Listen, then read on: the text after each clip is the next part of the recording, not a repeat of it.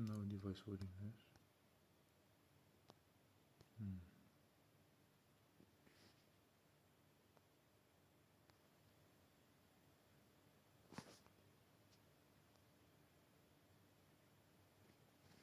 Boop, boop, boop.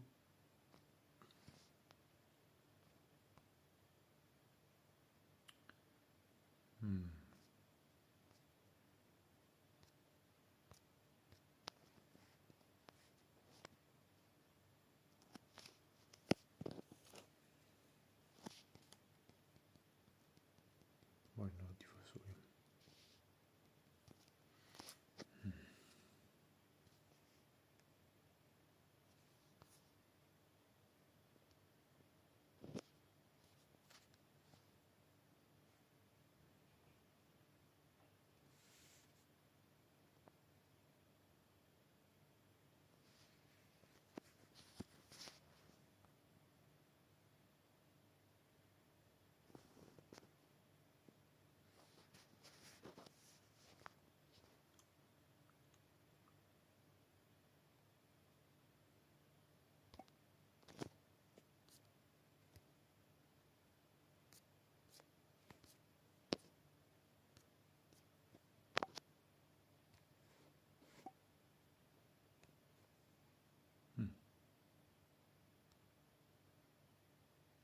Do you hear me?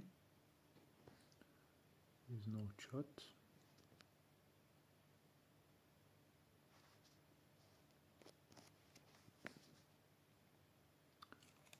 Hello, hello. Oh, I think at camera here. Now how do I see myself?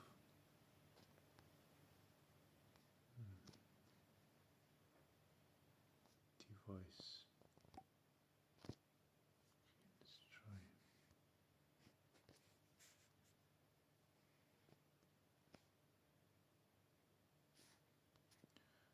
There's an interesting video I wanted to show you.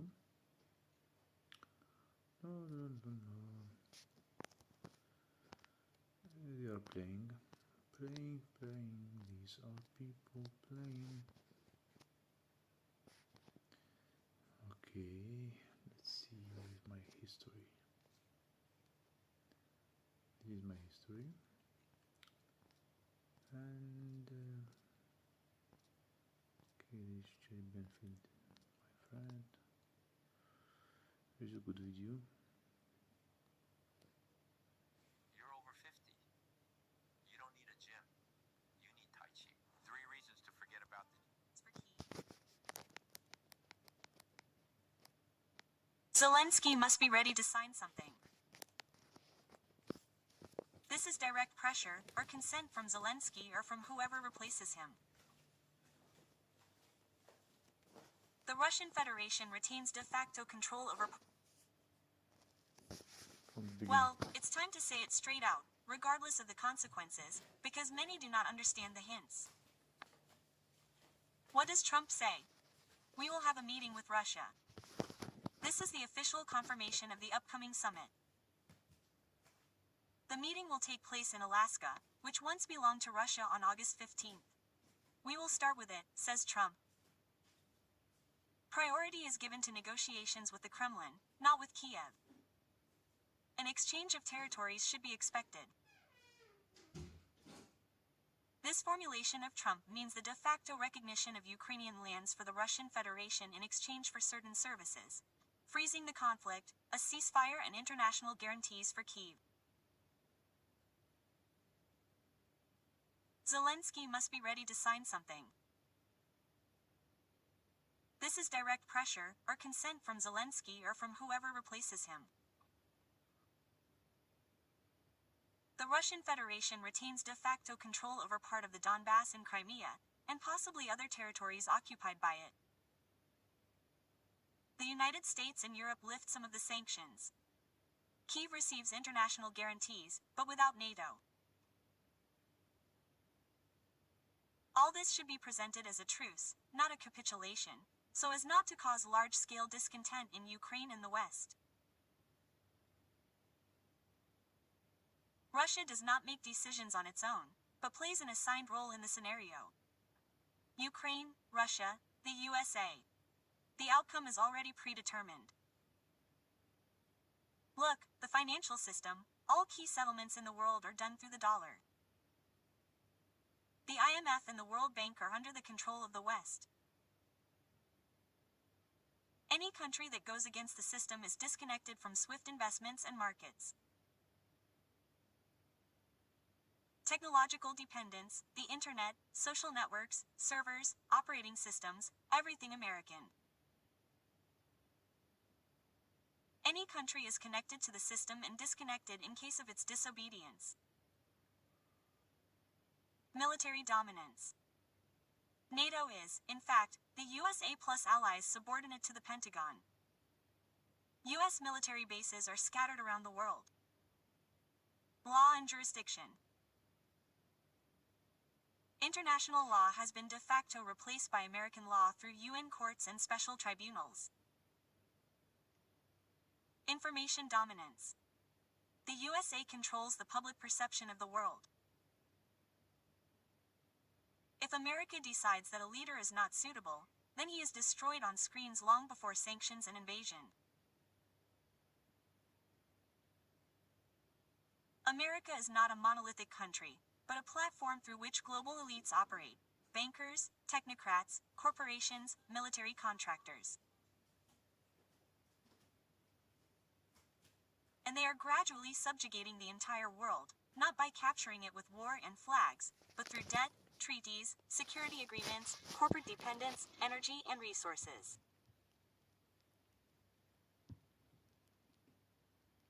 One of the key, but hushed-up layers of this entire war is the issue of resources and territories. From the very beginning of the military conflict, the United States viewed Ukraine not as a springboard against Russia, but as a storehouse of strategic resources. Already in the spring of 2022, data appeared that American companies were entering Ukraine with proposals to extract shale gas, lithium, and uranium. Ukraine is one of the largest reserves of minerals in Europe. Elite, uranium, titanium ore, iron ore, coal, slate.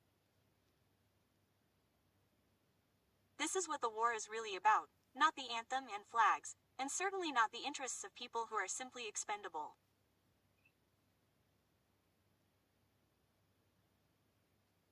Zelensky's Law, another player from 2022, allows leasing land and subsoil to foreign partners and companies in a simplified manner.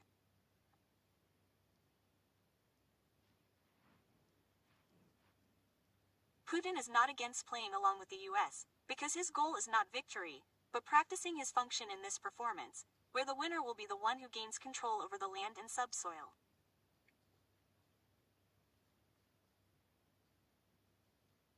Now on the agenda is freezing the front, the issue of territories postponed for 99 years, and most importantly, access for Western companies to develop these territories.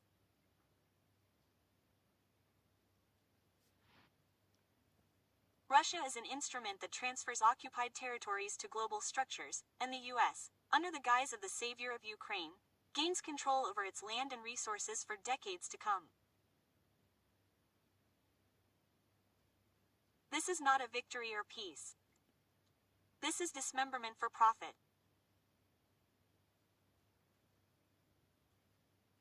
The US and other global players have been using a typical geopolitical pattern for decades: create a crisis, intervene as a peacemaker, and gain control over territories and resources through long-term agreements. Armenia and Azerbaijan. They start provoking each other in the summer of 2024, clash in the spring of 2025, rhetoric of mutual accusations, tension on the brink of a new war. Who wins? Certainly not Armenia or Azerbaijan. The US appears as a mediator and guarantor of peace. Peace agreements are signed yesterday and immediately a 99-year contract. Infrastructure, energy, artificial intelligence, geostrategy, and logistics. the former Zangezur corridor is renamed the Trump route. It's like the new Silk Road, only under American control. 99 years is not diplomacy, but a global privatization of territories, framed as aid. Oil routes, the possibility of access to the Caspian Sea in Central Asia. The U.S. gets land and a strategic location, Azerbaijan's oil and gas, and a military presence near Russia and Iran, and control over logistics between China and Europe. The U.S. is not fighting Russia. It is working in parallel with it, and in some cases through it. The U.S. is taking over land, resources, and infrastructure by creating controlled crises. They are not winning, they are buying, renting, and sometimes simply rewriting control over themselves. While everyone thinks that peace processes are underway. The same is true for the gas sector. Netanyahu declares the complete occupation of the Gaza Strip. This means the destruction of the remnants of self-government, cleansing and the introduction of Israeli troops, and complete control. Under this action by the U.S., Trump pretends to be outraged, to condemn, but in fact no one is imposing sanctions, no one is isolating Israel.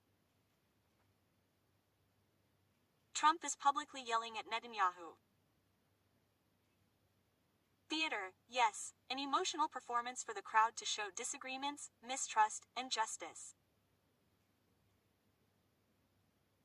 But in the meantime, the plan is working according to a pre-prepared scenario. Palestine is asking Trump to intervene, and that is the key. This is exactly what they wanted. To create a situation where Israel is the aggressor, Palestine is the victim, and the U.S. is the arbitrator and savior, to whom they themselves turn for help. The result of gas will be a territory under the tutelage and control of the U.S. Access to the Mediterranean, gas fields off the coast, control over the logistics hub of Israel, Egypt, and Lebanon. As in the case of Ukraine, they created a conflict, got into it and came out of it as owners. The U.S. does not just participate in conflicts, they create them with the hands of others.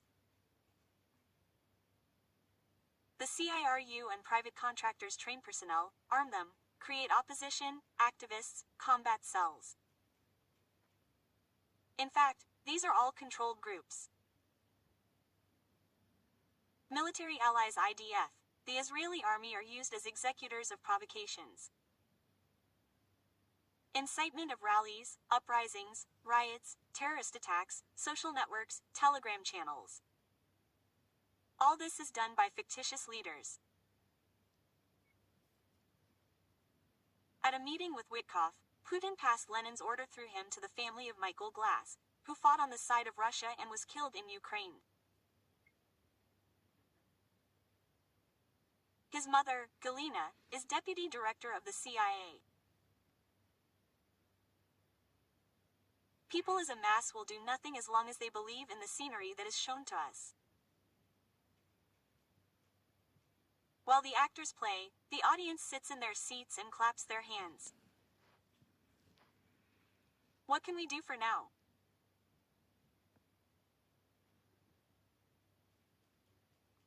Do not believe the words of politicians and official media.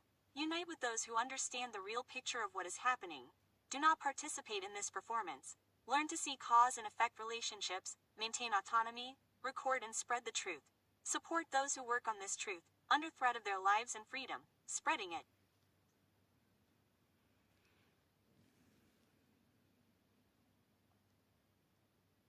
Hold on, take care of yourself, support my work if possible.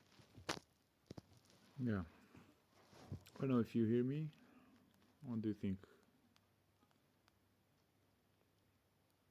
Her name is Svetlana Sokova. In fact, she creates such content in Russian. Да. and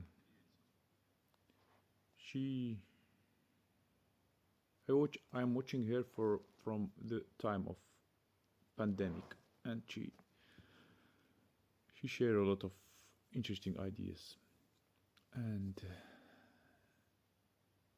she has other videos. I mean, she's making videos every day. She's living in Spain. She lost her house in Russia, and also she was announced like the bad person because she shared a lot of interesting stuff. You can follow her, Svetlana Sokova, and maybe it will be good to watch also another video. Another video is also from a Russian guy. He is very famous.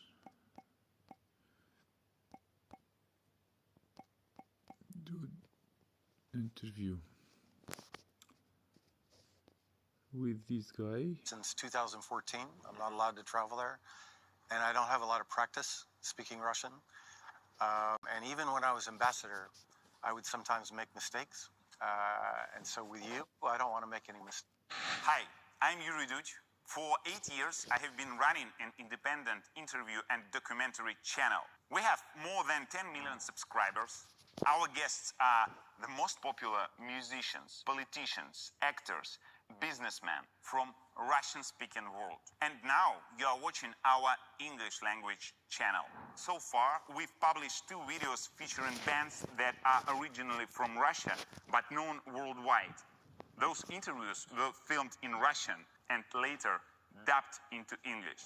But now we want to release videos that were filmed directly in English. Our guest is Michael McFaul, a Stanford University professor, former US ambassador to Russia, and one of the leading experts on the region.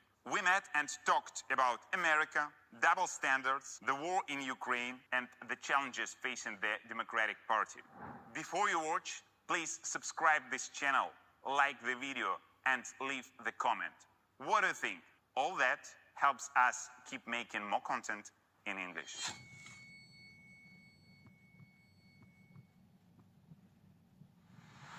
Thank you, and let's go. I used to live in the Soviet Union. I'm that old. But here, I haven't been to Russia since 2014. I'm not allowed to travel there. And I don't have a lot of practice speaking Russian. And even when I was ambassador, I would sometimes make mistakes. And so with you, I don't want to make any mistakes. Okay. So my English has never been great. Yeah. Right now it's even more difficult because I try to speak other language, Spanish. Yeah. But still, I will try to do my best, and I hope that we will understand each other in any case. You sound pretty fluent to me. Okay. But if you want to speak in Russian, "Yakak sabaka," I can understand. Really? Okay. If something looking is, for a word. yeah. If I'm Like looking a dog, for he some said. words, I will switch to Russian. Okay.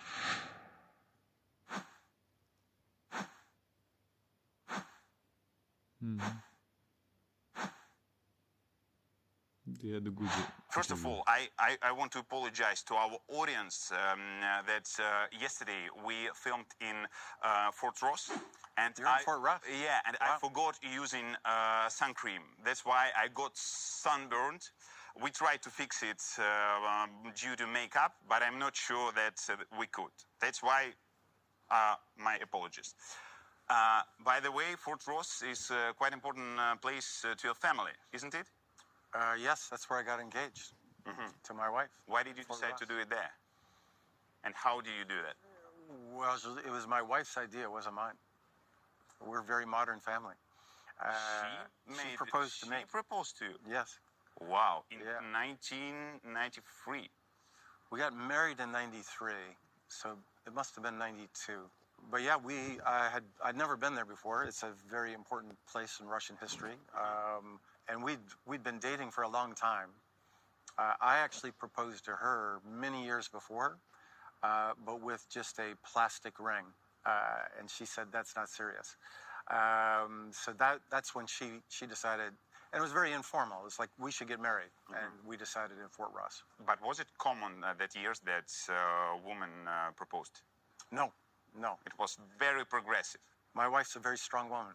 Yes, she runs an organization called Moms Rising, and it's one of the biggest non-governmental organizations in America. So she's been involved in defending women's issues for a long time. Can I name you a fan of Russia? Yeah, it's okay. It's a complicated question, but there are things I like about Russia. There are things I don't like about Russia. When you were an ambassador during one of conferences, I think it was in political school, you were asked, "Is America a great country?" And you answered like this. I will show you the video because maybe you don't remember. Oh, I remember that one. You remember? Yes. When I talked about the Apple phone. Apple phone, yeah. Yes. I don't remember what I said, but I've seen that video before, yes. But your response sounds a little bit nervous and even arrogant. Why? Why did you decide to answer in that way? Honestly, I don't remember what I said. Maybe Let's see the video. Let's see the video, All right. because maybe it's quite interesting travel to the past. Okay.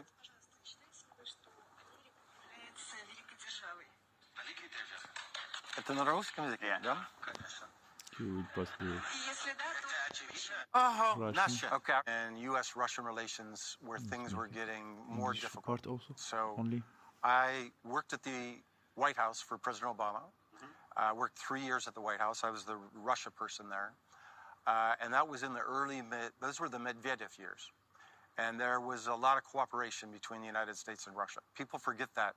In my country, they forget that there was ever cooperation. But there was cooperation. There was this Peresagruska, there was this moment where we were doing a lot together. And it was during that period when Obama asked me to go to Russia to be ambassador.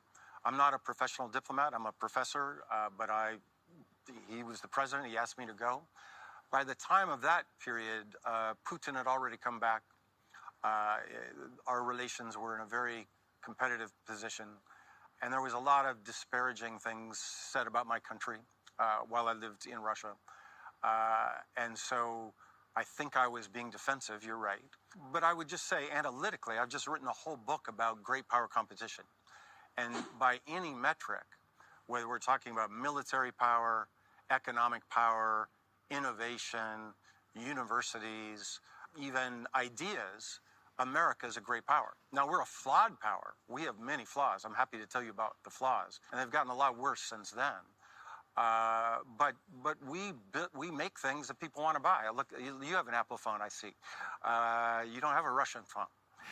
You don't drive a Russian car, probably. These cameras are probably not from Russia. And the point I was trying to make is Russia could be a great country, but it's been constrained by, I would say, bad leadership. Yeah, for sure. Facts are facts, yeah? Yes. But I speak about the emotions. They sounded arrogant. Well, then I apologize for that. Yeah. Okay. You wrote it in Russian, that's why I'll read it in Russian. Россияне, вы будете жить в полной изоляции от остального мира всю оставшуюся жизнь. Если еще не поздно, остановите это. Speaking, if you thought the video about the iPhone was emotional, that was very emotional, right? I was very, very upset about the invasion of Ukraine by Vladimir Putin and the Russians that helped him. And so I was trying to do anything I could to try to stop that barbaric, horrible, horrific war, which tragically turned out to be ineffective. That's because Putin makes you pay a price to protest, and I understand that.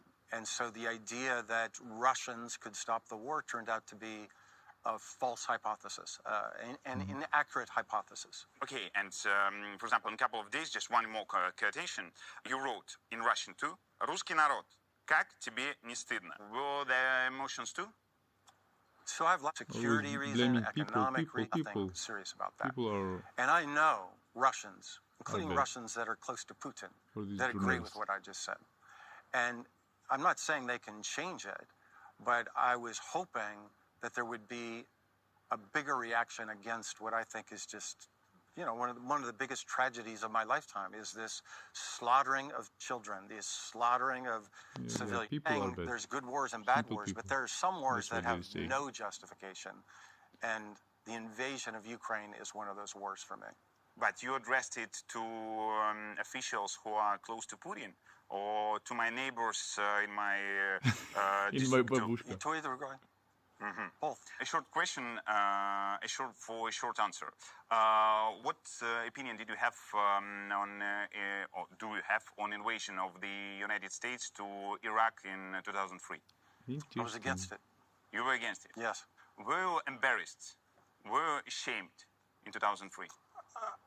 Yes and no. I think that it's a false comparison you're making between False Putin's comparison. invasion of Ukraine and America's invasion of Iraq. And let me explain why.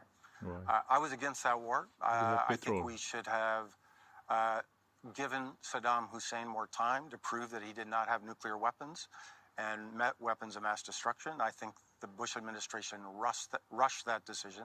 Because that's I think policing we the also world. should have had a UN That's Security okay. Council resolution to endorse it, and the fact that we didn't should have given us pause. I wished my Congress, the Senate, and the House of Representatives would have deliberated for a longer period before we rushed to war. So that was my position. But was Saddam Hussein an enemy of the United States? Yes. Was he developing weapons that were threatening to our allies in the region? Yes. Was Saddam Hussein a dictator? Yes. But they didn't no found one should weapon ever after compare that. of Ukraine that never threatened anybody in their region, and most certainly didn't threaten Russia. I mean, that's just, to me, those are false. That's a false comparison. But do you consider the invasion to Iraq a mistake? Yes, I've Okay. written about it Whoa. many times. Yeah, let's speak about the. I don't. Let's Just so you know, in my party, I'm a member of the Democratic Party. Yeah. This was a big debate in our party, and the candidate that I worked for in the 2008 election was Barack Obama. The central debate in the 2008 presidential primaries, right, within the Democratic Party, not, we got to McCain later. The central debate was between Clinton, who supported the war, and Barack Obama, who was against the war. And Obama was against the war a year before it began. So it was a big debate in our country. And I think, and I know that the President Obama believes to this day that his opposition to the war is one of the reasons that he was elected president. But let's speak about your words and the attitude of the common citizen. Yeah, you say that if there is a war, yeah, and you are against the war, you have to stop it. Why didn't you stop the invasion to Iraq? We tried. We eventually did. That's the difference between Russia and the United States. Do you know when the war ended? The war ended after we were elected. So by a democratic process, we said to the American people, to my mom in Montana, not just elites like us, my candidate said, we should end this war. The guy we ran against, Senator McCain, supported the war. We won, and then we ended the war. The problem in Russia is there's no ability to do that. When did you do that? In how many years? It took a while. People there. We won in 2008. We pulled out in 2011. A while. 5 years, no? 3 years. 3 years. Yeah. Yeah. But many people were killed that time. Correct. During that three years. Correct. So that means that you needed 3 years to stop the war. It's a complicated story. It's not that simple, but Yeah, but isn't it hypocrisy when you ask people to stop the war, understanding that people, for first, they are living under the dictatorship, and the second, that in the same situation, you needed 3 years at least to stop the same. But I just have to, just so you understand and your viewers understand, you keep comparing the American invasion of Iraq to Russia's invasion of Ukraine. And I want to make They're clear. different. No, No, they're really Very different. different. yeah, but We both, no, no, no, both no. of them are mistakes. But one's a much bigger mistake than the other. Way bigger. We did not bomb and kill innocent civilians every night like Putin is doing to Ukraine.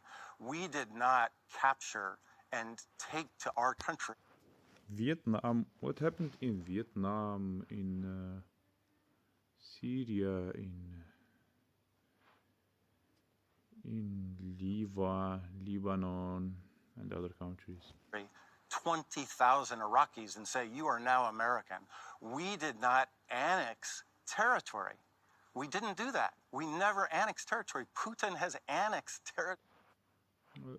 In Serbia also they have like a monument, not monument, they have buildings still now.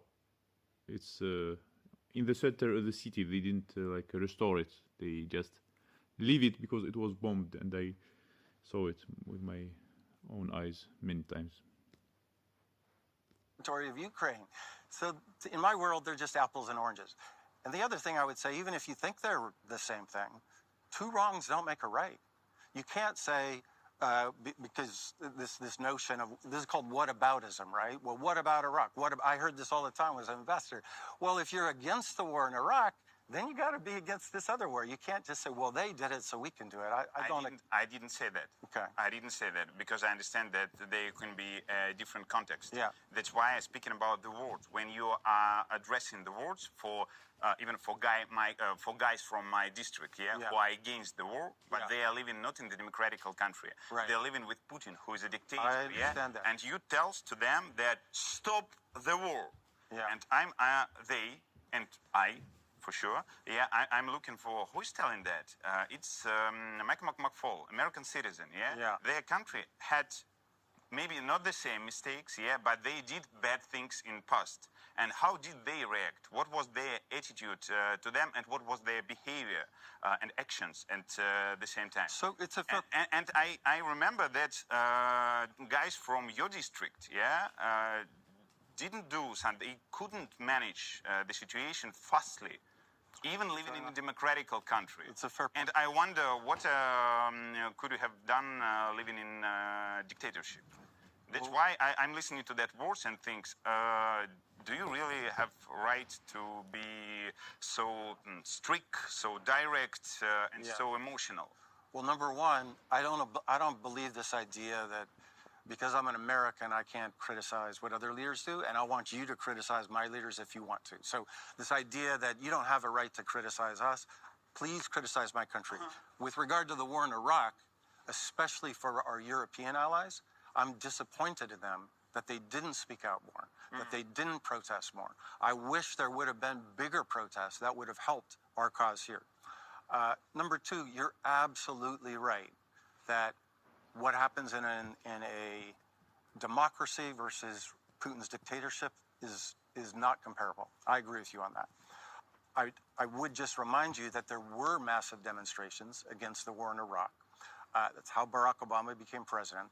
And let's just be clear, from when we were in the government to when we pulled out of Iraq, there wasn't a massive war going on like there is in Ukraine today. We were not killing tens of thousands of people every year. We were already occupying the country, and we gradually pulled out. The surge in Iraq was in 2007. We came in 2009. So, and Putin bases in all around the world. American bases. It took a while to get everybody out. By the way, maybe we shouldn't have completely left. That's a debate. Like maybe we could have helped security there. But there wasn't a raging war like there is in Ukraine today. One more, your quotation. It was in English. That's why. Oh, good. English. Yeah. That's why I don't tweet in Russian anymore. Too many mistakes. I told you, right? Too many mistakes. This is Russia's war, not just Putin's war. Yeah. Putin made the decision to invade Ukraine, but other Russians, not Putin, are doing the killing in Ukraine. Yeah. Other Russians are paying taxes to finance this killing. Some brave Russians protested against this war. Most. Yeah, because I have been told why you bought halva, like Russian products from Serbia. I have been told why you bought halva, why you bought kazinaki for my kid, sweet that we were eating like most of our lives, and we miss those sweets. I was asked why we don't ask politicians why they are doing so, but they are asking us. Have not. Yeah. Does that mean that in 2003 you were funding the killing people in Iraq, being a tax resident of the United States? Absolutely. So 100%. You find it kills. 100%. We financed that war. Now that tweet that you're identifying, just so you know, this is a very hard issue for me personally, because I have lots of Ukrainian friends too. Many Ukrainians find me to be way too pro-Russian, way too pro-Russian. They would disagree for me even talking to you right now. They're like, why are you talking to these guys? And I toggle in my life. This morning, I was corresponding with Ukrainians, and now I'm talking to you, right? There aren't that many people like me that actually talk to real live Russians and talk to real live Ukrainians pretty much every week. The reason I posted that was I had a conversation with a very senior Ukrainian official who I know well. And he said, Michael, you realize we have tapes of Russian soldiers calling their girlfriends in Spain, by the way, talking about the horrible things they have done to Ukrainians. And Putin, Navalny's one. He was your friend. Yeah, he was my friend. Boris Nemtsov before him. Boris was very pro-Ukrainian, as you know. One of the bravest people to speak up. Boris Nemtsov, I mean, in 2014, he was one of the people that was the most outspoken. They killed him in 2015. So I want to be careful. We can't generalize about all people, just like we can't generalize about all Americans. Even I don't argue there with the point that if you have arms in your hands and you are going to kill people in Ukraine, it's your war, for sure, because you are killing people, even if they are my compatriots, I have to admit it. But I speak about the point about taxes, which sounds quite weird in this. But you told that you were funding the same. That's okay. my view. No. If it sounds weird, that's okay. No, you are consistent, последовательны в этом. Okay. You told that the war in Iraq and Ukraine is incomparable. There is something to agree in that. But, for example, if we reading about numbers of people died there, even civilian, the numbers are enormous. They are very high. There will be subtitles there with the statistic how many people killed there, and many independent international organizations count a great amount of people who were not military, and they died. And they died because of the United States invasion. And that's awful. I'm against that. Civilians should not have been killed in Iraq, period. I'm not going to... The issue is not only like in what happened or what US did like in that time, but the issue is also the results, what happened after, because I remember living in Russia and people from Iraq came and they were telling me that from time to time they have like explosions, and one guy even he said, I will get out. He's just a simple guy, he's learning about, I don't know, science, and he said like, I get out from home with my family, and just in front of us, like about 2 or 3 cars in front of us, one car exploded. And that was like the effect of what happened before. I mean, or the effect of the attacks. I mean, not only like affected during the attack, Iraq, but it was affected after also, and they had a lot of troubles after that attack. So not only in the attack itself. There's no disagreement with me with those organizations that criticize the civilians that unjustly died in Iraq. I agree with them. About Ukraine, but the different levels, for example, different levels. But how would you explain to people that you didn't lose the access to, for example, your bank accounts, to possibility to travel all over the world, to many other things, because you are American at that time. And a lot of Russian people, even those who are against the war, lost it. Yes. How would you explain it? I would start first with an apology. As an American who moved to Russia after the collapse of the Soviet Union, and I worked for an American organization that was committed to trying to build democracy in Russia. And I worked with many Russians that agreed with that mission statement. And we failed. Russians failed first and foremost, but we who were working to build democracy in Russia failed. And so, first thing I would say, I'm sorry for that, because that's happening because of Putin's dictatorship. It's not interesting to compare it to America or not. It's because of Putin's dictatorship. Think of the counterfactual. I mentioned my friend Boris Nemtsov, right? I knew Boris in the 1990s. And I knew him until he came to the last time I saw him was at a Priyom, was at my going away party at Spaso House the day before my residence in Moscow, the day before I left. So then I've never been allowed to go back, and I couldn't go back for his funeral, by the way. I was not allowed. I didn't watch this interview. I just know that this guy, Yuri Dud, he make a lot of interviews with Russian celebrities, and I saw him interviewing this guy, and I saw short clips. I didn't watch the full one, so I am now watching the full one, but I don't want to watch everything, like every part. I will skip.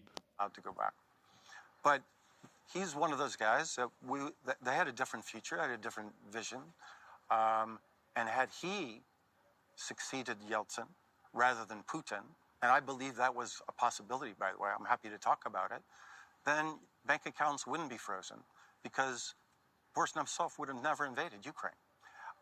And Russia would be a democracy, would be a freer country. So muy vinovaty. Okay, let's talk about all those sanctions that are made. They stopped the war? No, nothing stopped. Like for years already. I'm part of it. We failed in that, and as a consequence of that, you now have this brutal, horrible, imperial dictatorship in Russia that is ruining Russia, but is really ruining Ukraine. And yeah, nothing is happening in UK, in US, like age verification and stuff, and ICE and immigrants and stuff. Everywhere is the same. And we should have prevented that, and we did not. I just noticed and understood that all my questions about things I don't know what word to use, because the word sufferings are not equal and not relevant, but all problems which Russian citizens have right now, they are for sure, they're incomparable with sufferings that Ukrainians have. Yes. But we have a lot of episodes, and all our job during these 3 years and a half, it's about the war. That's why I've already told it to the audience a lot of times, yeah? Yeah.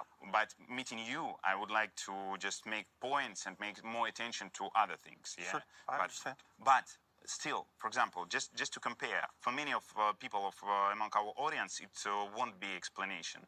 You speak about the past. They will ask you about double standards.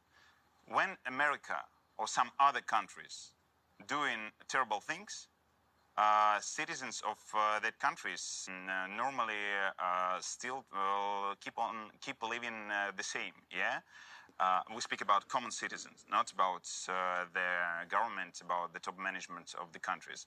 When United States invades to some countries, yeah, you have access to your shares, to your bank accounts. You can travel, you can get visa to that countries where American citizens need to make visas, and Russians don't.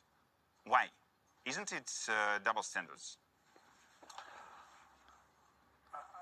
It's very often questioned from. No, I understand. I don't know the real answer, other than, for me personally, I'm not going to speak for President Trump. I don't work for his administration, and maybe someday I'll have troubles with them, because I'm a big critic of the Trump administration, right? So, But for me personally, in my lifetime, the most horrific event of my lifetime internationally has been, and I want to keep repeating it, this barbaric slaughter of civilians in Ukraine every single night. So What about Gaza and Palestine and what's going on in Africa? Nobody is talking about Congo and all the others. want to do everything I can far away to try to stop it. And one thing to do is to try to give Ukrainians weapons to defend themselves. I've been involved in that debate. A second theory is sanctions, that if we pressure Russians, maybe that Maybe US will go, we control the land in Ukraine and they will take the resources and everything and big show. will decrease the resources that Putin has to Resources. fight his war. Now, whether it works or not, I don't know. And I understand the notion of double standards. That's fine. But from my perspective, I want to do everything I can. It's not about double standards. It's about they are all working together. To end this war. You're working in the group of sanctions against Russia. What exactly do you do there? Well, How does it work? well, lately we don't do much anymore, but it's called the International Working Group on Russian Sanctions. I started it. It's my group. It's a non-governmental group of experts, Ukrainians, Americans, by the way, some Russians, Europeans. And our mission statement is to try to hasten the end of the war. Our theory, which is not working, I want to emphasize, but our theory is if we reduce the amount of money that Putin has, and we reduce the amount of technology that the Russian military-industrial complex has, that will speed the end of the war. And so we brainstorm and we write papers. Our last The technology of, I would say, the control and everything is just growing in Russia. It's even improving because a lot of laws created, a lot of websites prohibited, and a lot of stuff. And so the thing that he's saying, like in fact, they are helping and they all on the same one, I think we've published 23 papers, side. and then we distribute them to foreign governments to try to get them to think about adopting our ideas. That's the essence of it. But how does it look like now in summer 2025? What can we see? We can see that there are still a lot of money in Russia. In Russian state. Yep. Yeah. Putin has enough money to continue the war. Yep. So sanctions. Because Europe and all this time Europe was paying Russia all these like sanctions that they talk about all the time. They were paying Russia to buy like petrol from there as well. If you take a look at the Russian and Ukrainian relationship, that the economic one, they didn't stop, and for passing the gas from Russia through Ukraine was paid by Russia or something like that. I mean, their economical relationship all these 3 years didn't stop, and Zelensky only like about a few months ago he kind of stopped the that economical relationship because people start talking about it. And I mean, 3 years they couldn't stop. 3 years Europe kept buying from Russia, and after that they tell people that they are fighting. Playing. didn't work on that. But we have thousands of people, maybe more, millions of Russians who are involved by many of that sanctions, because they can't travel, because they can't rebuild their lives abroad, and many of them are coming back to Russia, to quite unsafe place, knowing how did that people react in the starting period of the war. What can we see more? We can see that even in 2024, Russia earned a great amount of money selling something abroad, and normally it's sold oil and gas. Yep. And a lot of countries, European countries, is buying it or bought them. Not so much. But Mostly bought China them. and India. Yeah, bought them, or maybe through China and India. And so in summer 2025, I and maybe many other people have a question: do that group and do you really did some good job? So the goal is to end the war. The war goes on. So we haven't achieved our goal. Absolutely, I agree with that. But you have to think about the counterfactual. You have to think about, what if there had been no sanctions? Had there been no sanctions, Putin would have more money, and there'd be more military equipment for the Russian companies to kill. Sanctions. After sanctions, the prices raised for all people all around the world. After tariffs, the same happened. So think. Ukrainians. So the fact that we have reduced the amount of money he has, and there's no debate in my world that we've reduced the amount of money that Putin has because of sanctions. That's clear as day. And there's no doubt that there's less technology going into Russia because of sanctions. That's not an empirical debate. But it's not enough to stop the war. That's a different thing. And I accept that. And if it were up to me, of course, there would be bigger sanctions, harder sanctions, and more effective sanctions. The Western world, to your point, and I agree with you, has made a decision that we're going to do this amount. Always talking about sanctions, like sanctions forever, but the war didn't stop. But we're not going to do this amount. But they kept buying from Russia. They kept having the economic relationship, Russia and Ukraine. That's the equilibrium that we've tragically settled into. And we still continue to push for new sanctions. There's $300 billion of the Russian Central Bank, for instance, sitting in Europe.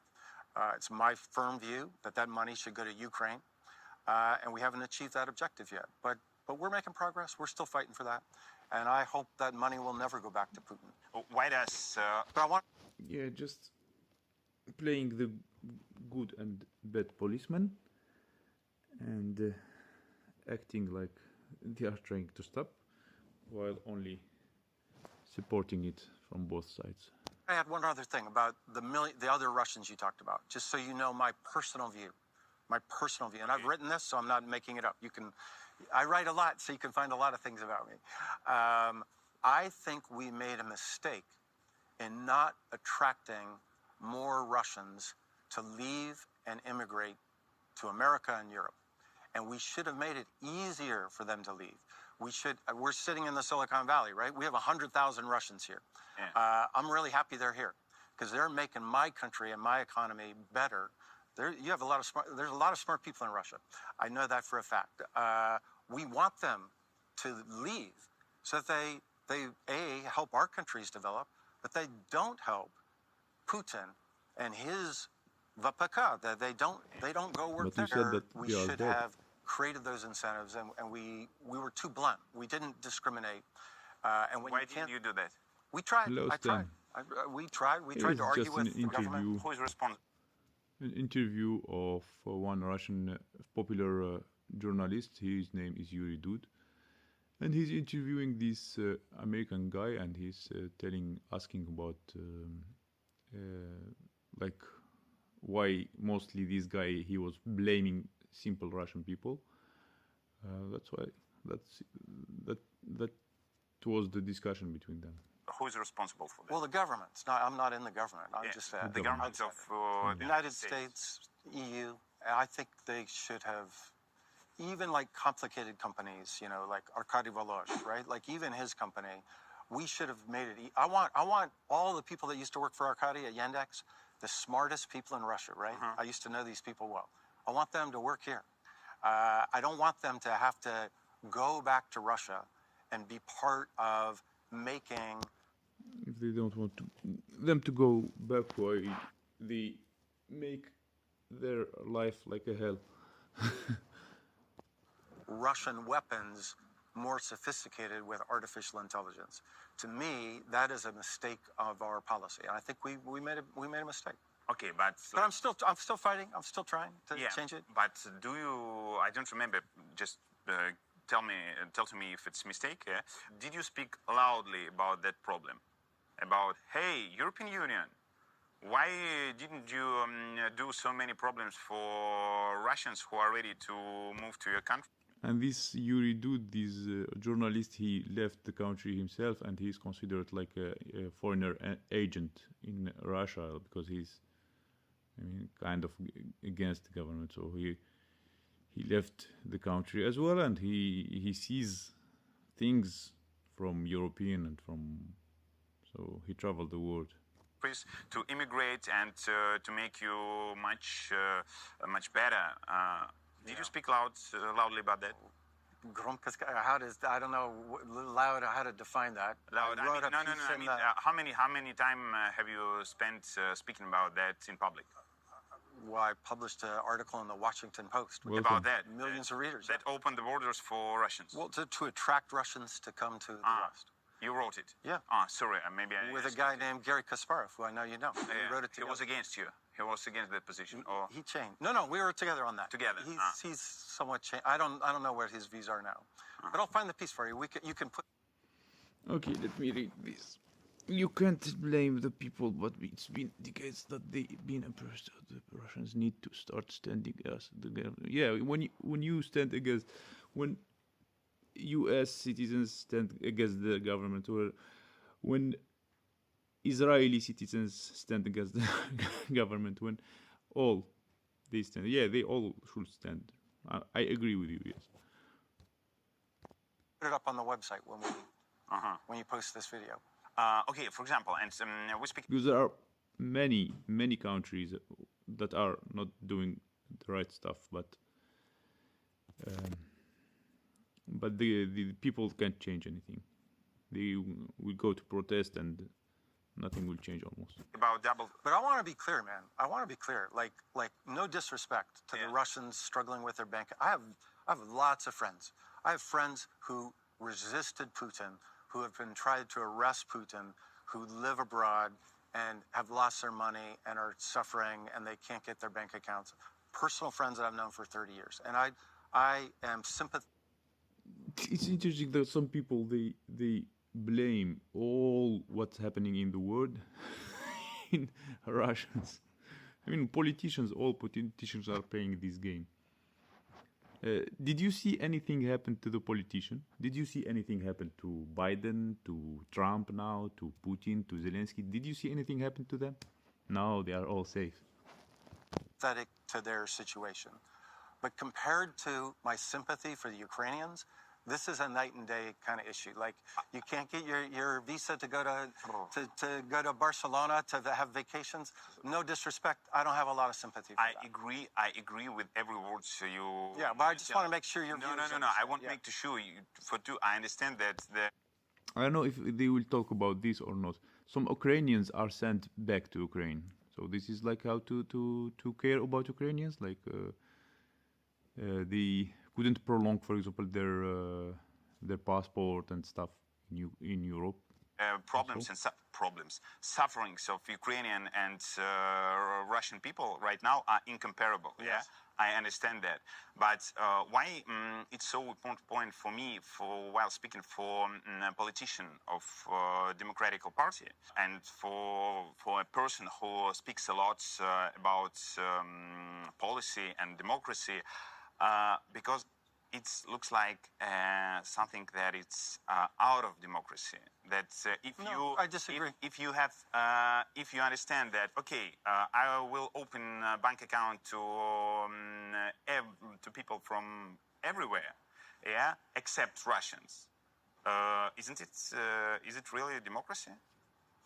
Well, If I want to open bank account for guys, Yeah, for the same for me. Why they didn't open for bank account for me? Just because I want to live my life. I want to earn money in other country. Why didn't they open a bank account for me in Sri Lanka? Why they didn't open a bank account? It was hard to open a bank account in Turkey. Why? What has the bank account? Okay, some of you are telling that kind of Russians paying taxes and taxes go to war. Why the hell they shouldn't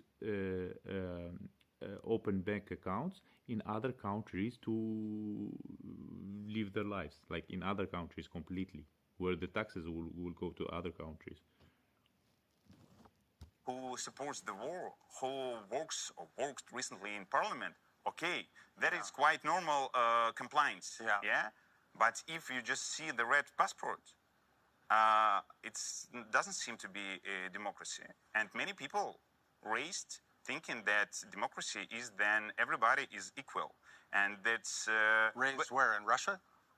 That's what you mean? The Russians are thinking this way? Many people raised just getting education In the world, and you mean? knowing that in the world, Okay, yeah, all right. and knowing that what is dictatorship and what is democracy, Yeah. what are difference between them, Right. and they understand that dictatorship it's all the bad things in the world, yeah, and democracy is something. Then human rights is not just a word, Yeah. it's something that works.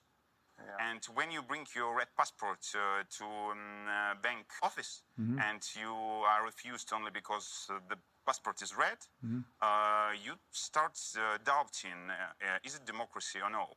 That's why I understand how small thing, thing is if to compare with the 10 hours in a row bombing Kiev last night. I understand. Right. But from small thing to a global thing, yeah? Isn't it democracy which is starts spoiling? Well, that's an interesting question. I'm not an expert on bank accounts. Yeah, usually when people they go to Europe, they look for first of all freedom, and they look also for kind of protection, and they also think about the human rights. So, is it a human right? I mean, is it okay to not open a bank account for someone who is just Russian because he's Russian? Is it okay just because he's Russian he hasn't to open a bank account, even if he left the country, even if he's against the war? Where is the logic here? I mean, the person who left the country against the war and want to open a bank account, but they can't open for him a bank account or give him a visa just because he's a Russian. And people supporting that, they're telling it's okay. I'll be clear about that. So, Bank account is just one of the examples. There well, are some- but I would say, because I'm not an expert on bank accounts, but you don't have a right to open a bank account anywhere. If you believe in the free market, the bank, if it's a private bank, they get to decide who gets a bank account. Did bank account decide that themselves? Not because they got an instruction from governments? Most of the time, it's by themselves. Are you sure? Yes, I am, because I have a personal friend. The bank made the decision because they were Yeah, worried banks about work their for themselves. reputation They have no. in the West. They're worried about their other clients that they did not want to offend. But I want to be clear. I'm not an expert on They bank accounts. said to us clearly that we will not open for you bank accounts because you are because of the sanctions. They said But clearly. I am an expert on governments, right? And visas. And I actually had this argument with Sergei Lavrov. Because you may remember there was something called the Magnitsky Act a long Yeah. time ago. I was ambassador when that passed. And I had an argument with Sergei. He calls me Michael all the time, so I'm going to call him Sergei. So it's not to know. He called you Michael? In a very kind of... Let's see the comments here. The English, I will show my friends in Colorado and make them big posters saying you don't understand, this is different, and March. Thanks for making English section on Americans. Oh no, that is different. Thank you so much for engaging. Very useful and educational. We need more of such content. Very good quality interview. And the last one. One hypocrite interview another. How cute. They call them both hypocrite. Disrespectful way. We'll come back to him if you're interested. But we had an argument about this, and I said, Minister, show me, or just anybody, or you, show me in the American Constitution where a Russian has a right to go to Disneyland. It's not there. You don't have a right to come to my country if you're Russian. The government gets to decide that. And we're in this horrible fight in my country right now, just so you know, about international students, where I think my government is making incredibly stupid mistakes about denying visas to foreign students all over the world. Just for whatever reason, I think it's stupid and I'm fighting it. But it's not a universal right that you could get to come to my country. And by the way, I don't have the right to go to Russia. Vladimir Putin's decided I don't have the right to go to Russia, so hold on. The sovereign countries get to decide who come to their countries. There are Americans now going to Russia and they live there, and I am in touch with them, like in a group, YouTubers, like many YouTubers who are Americans and going to Russia and opening bank accounts and living there. It's even easier for them. I mean, Americans, when they go to Russia, they can open bank accounts if they are legal, and they can start businesses, and you see them. On YouTube, there are a lot of YouTubers who are from US going to Russia, and they are opening bank accounts. And I didn't hear any sanctions against them.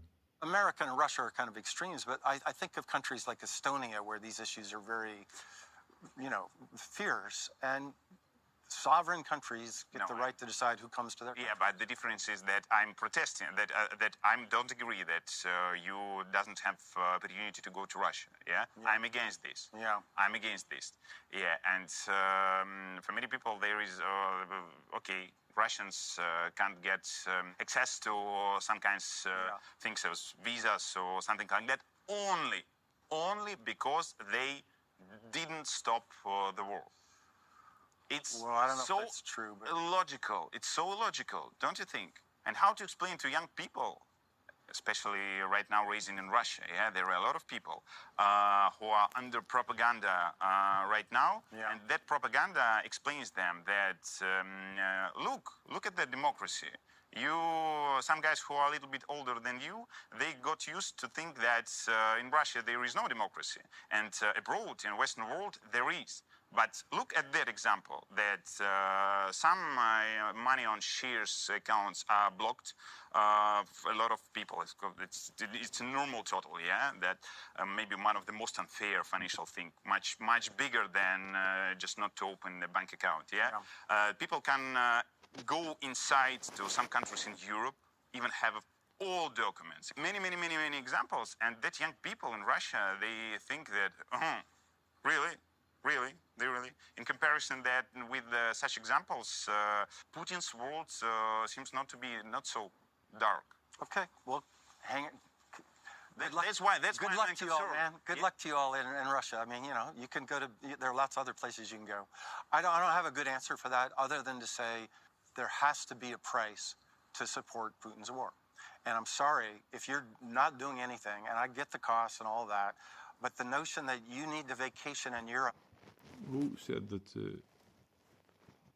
that he's talking about those who support? And it's unfair that you get Western world. But I'm not an expert on Europe, so we should. I really don't know enough about. And here there is no problem to immigrate now. No, there's a problem because of Trump. Well, because of Trump, but mostly because Putin has made it so difficult for our embassy to even function in Russia. It's impossible to even get an interview to immigrate.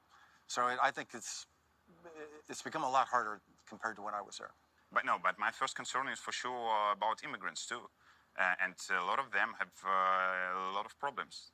That's why I'm so concerned. And you are not experts in Europe, but still you are allies. Yeah, you're working together against Putin. Putin war. Well, just I can't. You know, again, I want to really emphasize. Like, I'm a professor at Stanford. No, Okay, I'm not a prime minister of Europe, and I'm not in this government. But my, stop, but my personal view, But is you're architecting sanctions. and you'll see in the sanctions, and it's my personal view too. I personally want any Russian that will denounce leave your passport. There's another thing there's another small little detail, right? Lots of Russians want to come and immigrate, but they don't want to give up their Russian passport. This dual citizenship. No. They want them to leave, to give up their passports without giving them a passport. So you want them like to be no one? Provide them with the passports, and they will tell you like they should not should give up their passport, but we will not give them passport. What? You got to be loyal to our country or loyal to Putin. You can't have both ways. That's my personal view. But if you are willing to give up your Russian passport forever, What that has to do with that? I mean, like somebody going to Europe, you think if they tell him choose, and he has work in Europe, he has money, he has everything is okay. Some people spend years to have a passport, and they will. He thinks that they will tell no. and come to my country forever. I want you to open a bank account, and I want to give you a green card, and I want you to become a U.S. citizen. That's my personal view. That's not In my opinion, he never called me ambassador. He called me Michael. Now, he might say it was because we were such good friends, but... Господин посол. That's what you say. So, remember, like, I was a political ambassador, right? I'm not a professional ambassador, right? In our system, we have professional ambassadors who work through the State Department and then go to be ambassadors at the end of their career. And then we have these political appointees like I was, that the president says, I want you to be my representative. Rightfully so, I would say, there's criticism of political appointees because they don't know diplomacy and they're not experts, right? And I made mistakes when I was ambassador. I'm happy to tell you about them if you're interested, especially with language. That's why we're speaking English, especially when I went to Ekaterinburg. We'll talk about that if you're interested. But when I became ambassador, it was not my first time living in Russia. I'd lived there many times. I knew thousands of people, not just 5 people. I knew thousands of people. And some of them I'd known for decades. And within the government, because we had this cooperative relationship with Medvedev, I knew a lot of Russian government officials closely. Yeah. Closely. How closely? Not tea. I mean, speaking and... could you, for example, mean to have a drink? Yes. In the bar? Yes, or dinner or something like that. Okay. But with two things I want to add. There was one guy that really, really didn't like me. His name was Vladimir Putin. I never had a relationship with him. I met him, we talked, you know, I'm in meetings with him. He always thought that I was some revolutionary. He's a very paranoid guy. And so I never had a rapport with him personally. Ushakov, the guy who works for him, I used to see him all the time. Putin was different. Lavrov was in this gray zone. Because remember, when I was at the White House, Medvedev was president. And Lavrov was not very happy with Medvedev today. He's completely crazy, right? He's a different. That's not the person that I used to work with. Lavrov didn't like Medvedev as a president. Yeah, he was a Putin guy. He thought that Medvedev was too soft. Too soft. With us. Wow. With us. With you. Yeah, and so Lavrov was always kind of. He was always difficult. He's a difficult guy. He's not a diplomat. He's very combative. Really? Yeah. He had a reputation of foreign affairs superstar. No? No. Maybe it's just internal reputation. Yeah, let's judge by results. How many friends does Russia have today compared to when he was first named? A lot less. You got to judge diplomacy by results, not by clever. Do you have any memory of the most interesting experience visiting someone's homes? In any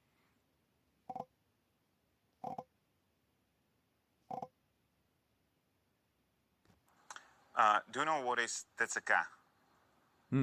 It's the service, military service, which is looking for new combatants right. in Ukraine. Yeah, Have you seen videos? Yes. How do they work? I have. What do you think about that? It's tough. It's tough. While watching these videos, and maybe while listening to people from frontline, and many of them, as I understand, I can make a mistake, but I've heard that many of them speak about the difference of motivation between people who came themselves Yes. and who were brought to there by TCK. Yep. While looking on that and listening to that, what do you think? Is it possible to? How many sources does Ukraine have to keep on fighting? Again, I'm not a military expert, so I don't know. I don't trust anybody that says they do know. What I do hear from my Ukrainian friends and colleagues, including soldiers, by the way, their criticism of us in the West. He means the Ukrainian people who were taken by force to the war. Is we frame it as a choice, that they have a choice to stop fighting, and that then there'll be peace.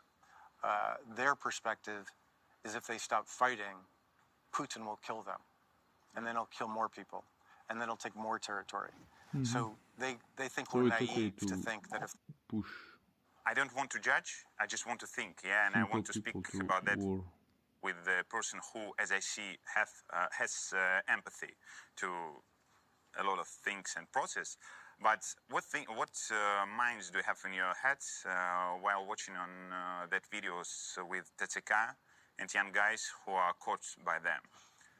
What is the response for the reason does human being have a right not?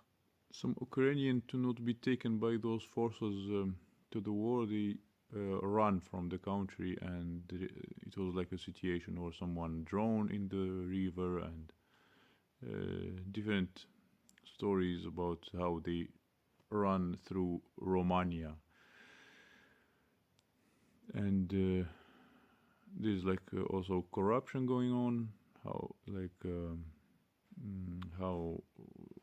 the military helps Ukrainian to get out from the country for big money also. To go to the war if he doesn't want to do that. Even if for sure his country is attacked by an invader and occupants. Well, my first reaction is this is more evidence of how evil Putin is. And all these things that are happening in Ukraine is because of that guy. And so we always have to remember that. So these things, if he didn't invade their country. So you excuse people taken to the country, like excusing one thing, like excusing it? Just because another thing, like 2 beds, he said himself, 2 beds doesn't make it right. All these horrible things would not be happening in their country. And so on vinovat, первый очередь. On the question of, I don't know Ukraine's constitution as well as I should, maybe. But not speak about, not speak, I would like to be, I would like to ask you not to be so formal. Let's speak not according to the constitution, according to something in general. You should have the right not to serve and do other things. And I was going to say, in my country, during the Vietnam War, we had people called conscientious objectors, and I respected those people. That should be part of a civil society. I agree with that. Okay. So, what did you think when Joe Biden was going to his second elections last year? I was against it. From the beginning? Yes. Did you say about that publicly? Nobody cares about my opinion on these things, but the deal was in the Democratic Party. He was supposed to be a one-term president, and then to defeat Trump, and everybody agreed. Again, secondhand, I'm not involved in the high politics of the Democratic Party. Politicians. you know the Soviet system well, yeah? You traveled. Yeah, but you traveled to Soviet Union, you even lived in Soviet Union. Don't you feel that Democratic Party right now looks like a central committee of Communist Party in Soviet Union? It's aging and disconnected with the real world. That's the past. So part of that imagery of the old people hanging on, that was part of our problem before, but not now. Not now. Not now, starting from today? From the day that we lost the election. The day we lost the election, we've had a giant fight in the Democratic Party, and it's good. Okay, it's nothing left in this interview important. I will just put the first video I just put. Again, it didn't like prove that much that they are all on the same page, but there are some ideas taken from that interview. Сколько пар ортопедических стелек вы уже купили, пытаясь справиться с плоскостопием и болью в ногах? Well, it's time to say it straight out, regardless of the consequences, because many do not understand the hints. What does Trump say? We will have a meeting with Russia. This is the official confirmation of the upcoming summit. The meeting will take place in Alaska, which once belonged to Russia, on August 15th. We will start with it, says Trump. Priority is given to negotiations with the Kremlin, not with Kiev. An exchange of territories should be expected. This formulation of Trump means the de facto recognition of Ukrainian lands for the Russian Federation in exchange for certain services, freezing the conflict, a ceasefire, and international guarantees for Kyiv. Zelensky must be ready to sign something. This is direct pressure, or consent from Zelensky or from whoever replaces him. The Russian Federation retains de facto control over part of the Donbass and Crimea, and possibly other territories occupied by it. The United States and Europe lift some of the sanctions. Kyiv receives international guarantees, but without NATO. All this should be presented as a truce, not a capitulation, so as not to cause large-scale discontent in Ukraine and the West. Russia does not make decisions on its own, but plays an assigned role in the scenario. Ukraine, Russia, the USA. The outcome is already predetermined. Look, the financial system, all key settlements in the world are done through the dollar. The IMF and the World Bank are under the control of the West.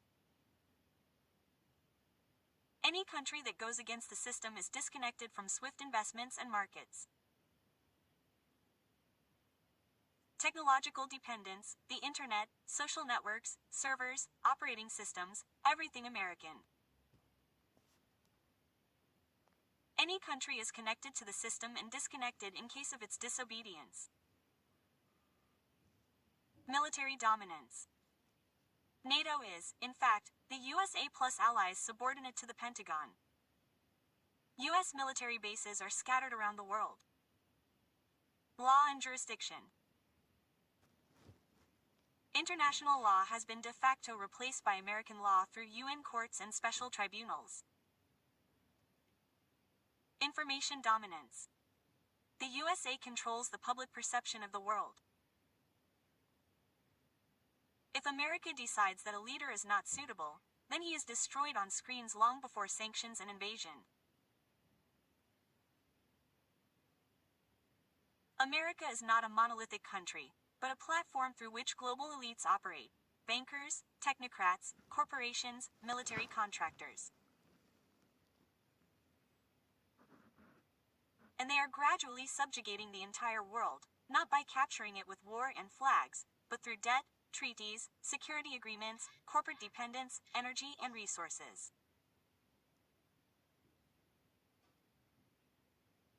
One of the key, but hushed up layers of this entire war is the issue of resources and territories. From the very beginning of the military conflict, the United States viewed Ukraine not as a springboard against Russia, but as a storehouse of strategic resources. Already in the spring of 2022, data appeared that American companies were entering Ukraine with proposals to extract shale gas, lithium, and uranium. Ukraine is one of the largest reserves of minerals in Europe. Elite, uranium, titanium ore, iron ore, coal, slate. This is what the war is really about, not the anthem and flags, and certainly not the interests of people who are simply expendable.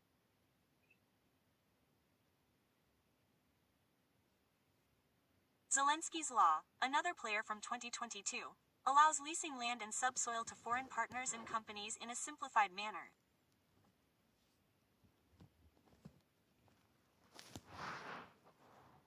Putin is not against playing along with the US, because his goal is not victory, but practicing his function in this performance, where the winner will be the one who gains control over the land and subsoil.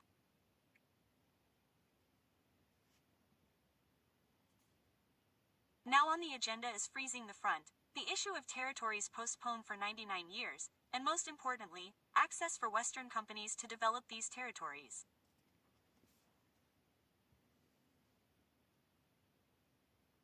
Russia is an instrument that transfers occupied territories to global structures, and the US, under the guise of the savior of Ukraine, gains control over its land and resources for decades to come. This is not a victory or peace. This is dismemberment for profit.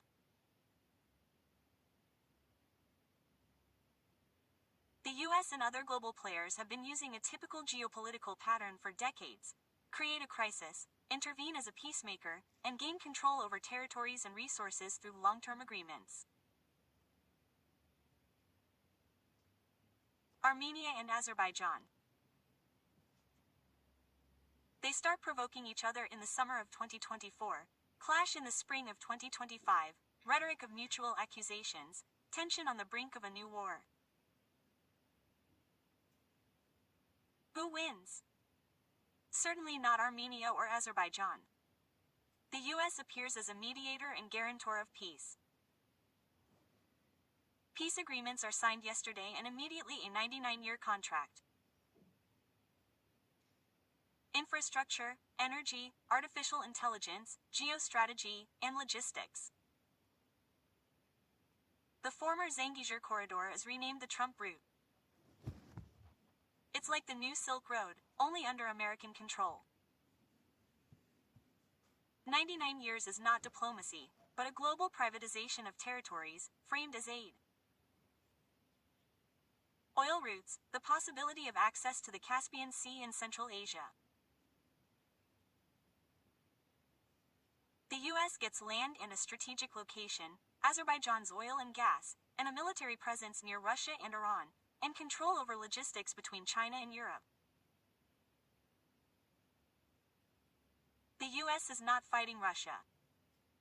It is working in parallel with it, and in some cases through it. The US is taking over land, resources, and infrastructure by creating controlled crises.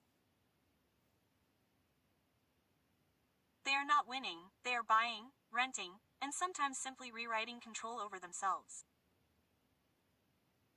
While everyone thinks that peace processes are underway, the same is true for the gas sector. Netanyahu declares the complete occupation of the Gaza Strip. This means the destruction of the remnants of self-government, cleansing, and the introduction of Israeli troops, and complete control.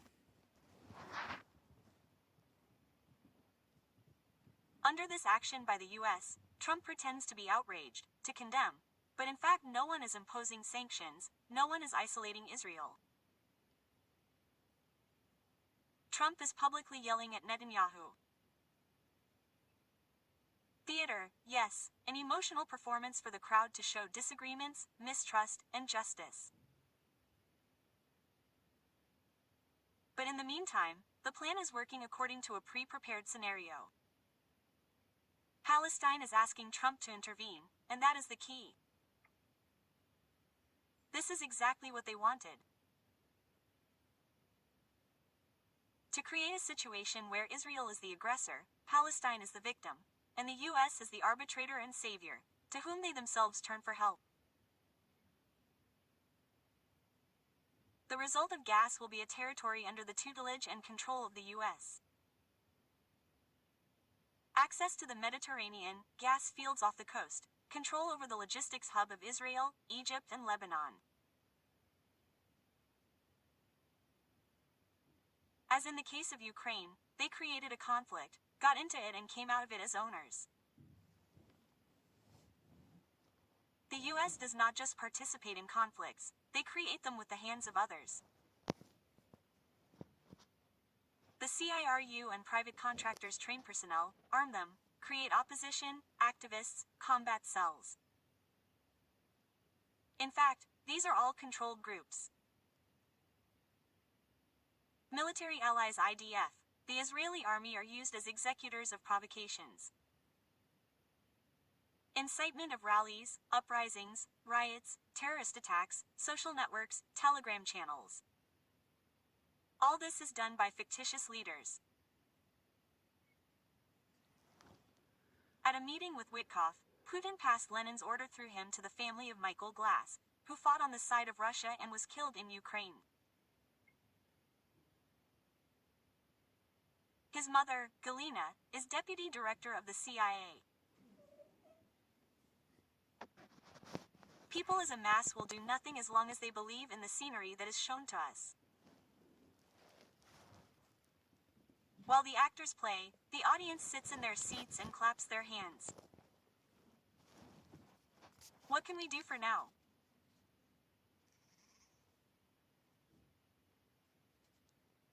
Do not believe the words of politicians and official media. Unite with those who understand the real picture of what is happening. Do not participate in this performance. Learn to see cause and effect relationships, maintain autonomy, record and spread the truth. Support those who work on this truth, under threat of their lives and freedom, spreading it.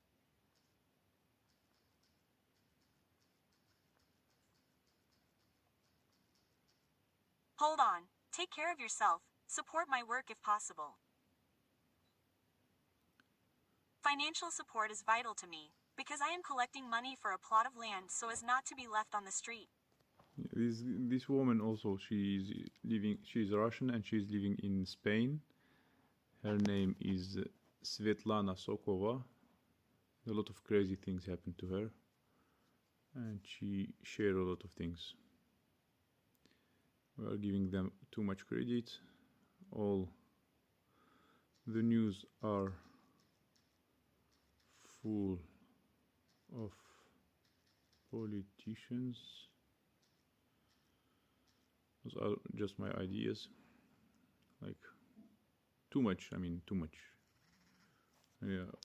Did you spend one day, like the last 3 years, not hearing the word Trump or Zelensky or Putin or Biden or I don't know?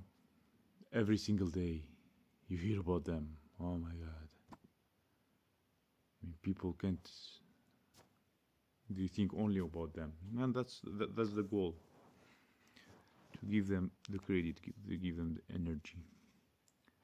That's why I am making fun, and some people think that I'm crazy or something. Because I don't want to give credit or to create negativity and support it. Yeah.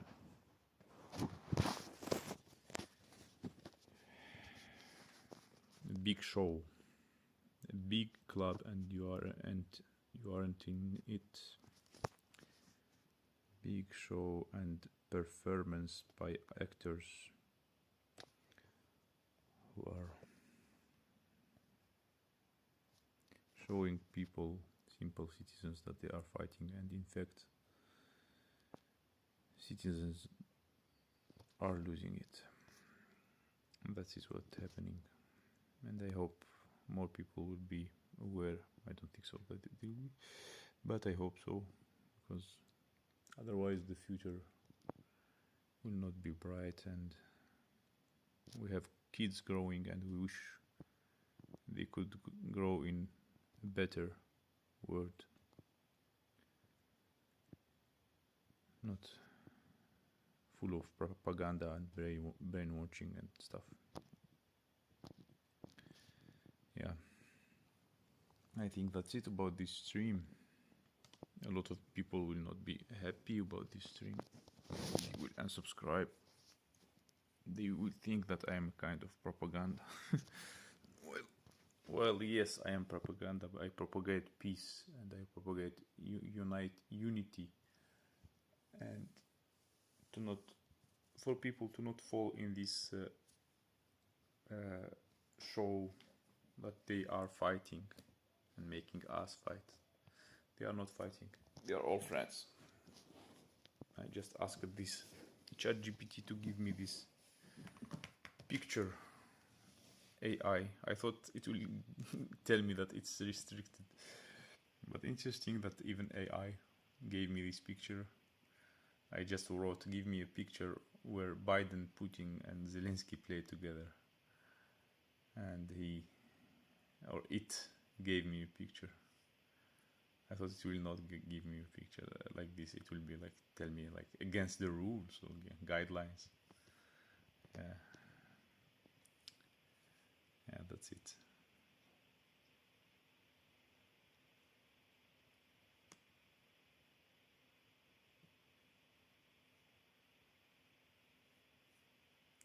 Okay, thank you for watching. Thank you for watching even after the stream, because I need views. I need time views in hours to get my monetization back.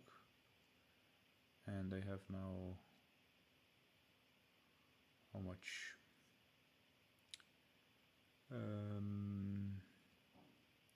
502 hours. So I need another 2,300 hours. Already 2 people unsubscribed after this stream. Oh my god. No critical thinking. Just tell what the media is telling and tell what bring more how to say division to the world, and you would be supported. But if you are for unity and against discrimination and bad things, you would be losing subscribers and support. Yeah. Okay. Thank you for watching. I will still have saint people, and I will still have people who understand what's going on and don't fall in the propaganda. I still have the smart people who are not watching only news. Okay, thank you for watching. See you in my next videos and my next streams, and goodbye.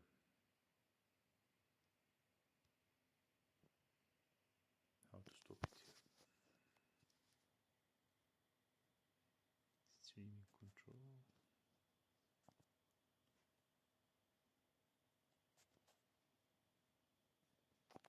Open stream. Okay, thank you for watching. See you in my next videos, next streams. Bye.